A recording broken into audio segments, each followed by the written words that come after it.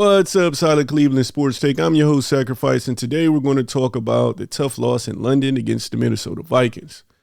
Most of the national and even local media are already pointing fingers, to be expected, blaming Kevin Stefanski's play calling and rookie quarterback Dillon Gabriel.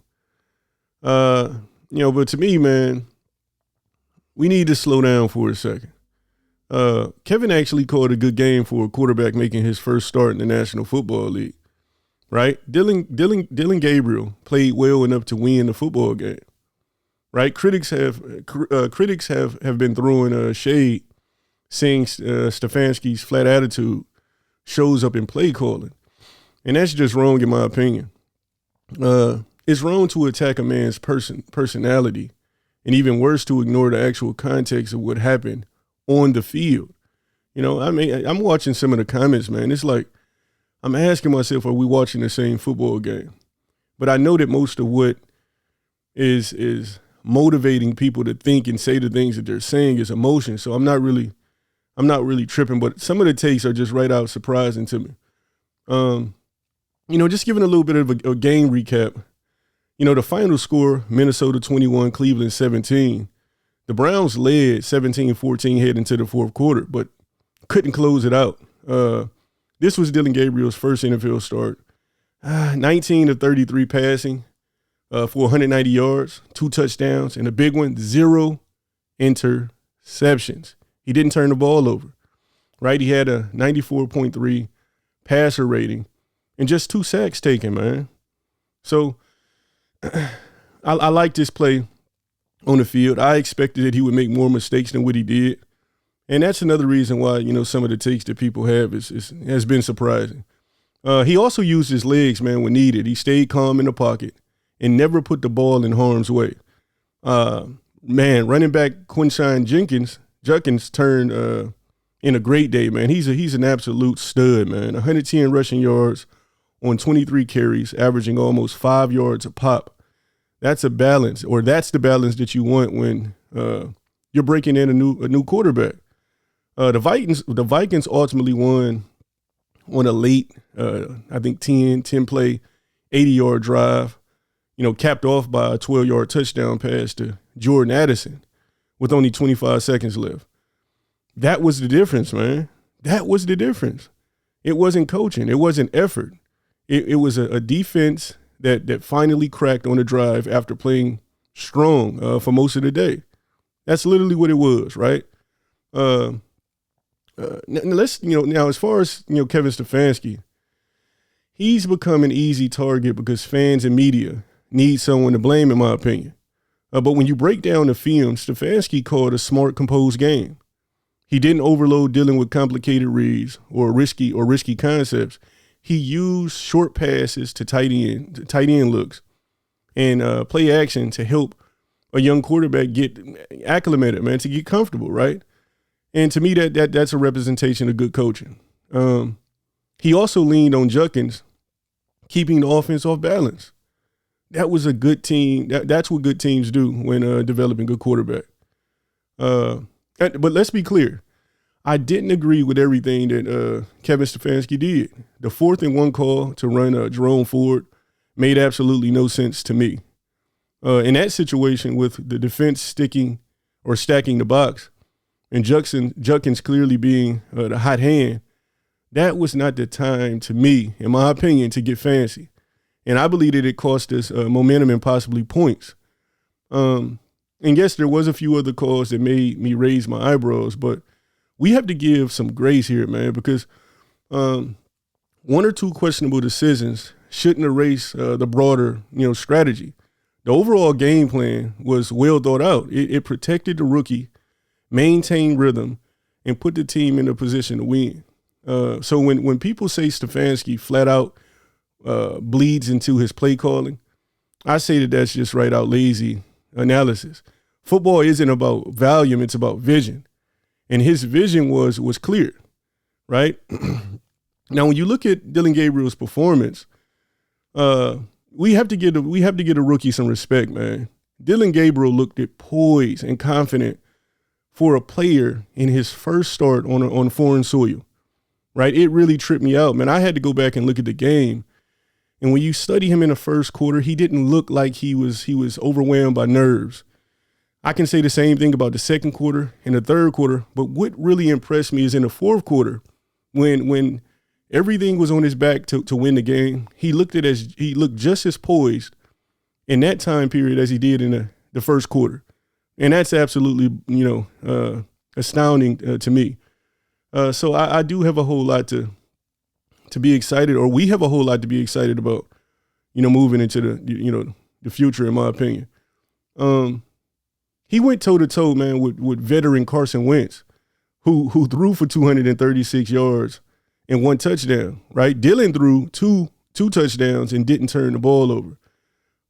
You compare that to other quarterbacks this week, and his stat line stacks up better than several veterans who've been in the league for years. Now, just take that in context, man. Here we have a rookie quarterback that's been thrusted into the field of play to play one of the premium football teams in the National Football League, and he outperformed veteran quarterbacks in the National Football League. But no one's talking about it, right? And I don't understand it. I don't understand it at all. He showed composure. He showed leadership and flashes of some accuracy, flashes of some of the accuracy we saw from him in college. Sure, was a few misses, a few missed throws.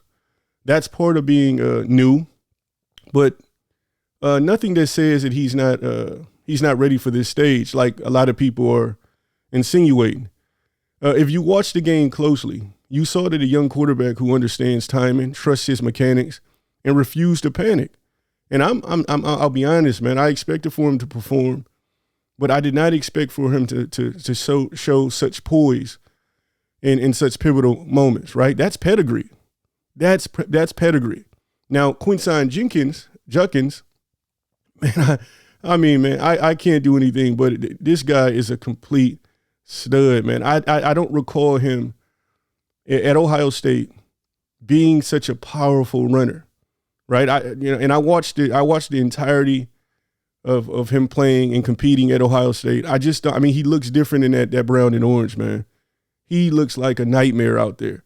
And I'm really excited.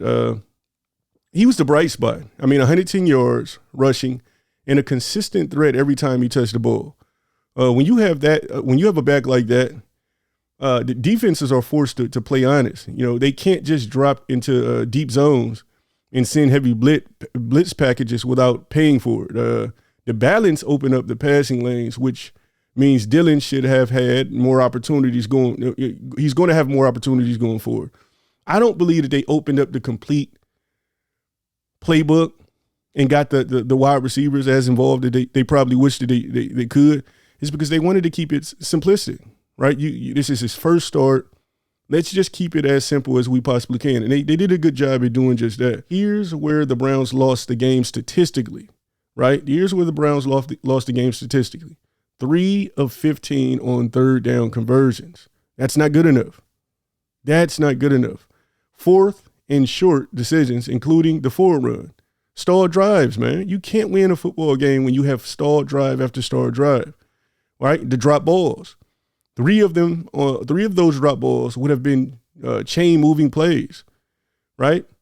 When you're playing a team like the Minnesota Vikings, those little things separate winning from losing. So you have the 3 of 15 on third down conversions, right? The 4th and short decisions, right? Including the drive with forward.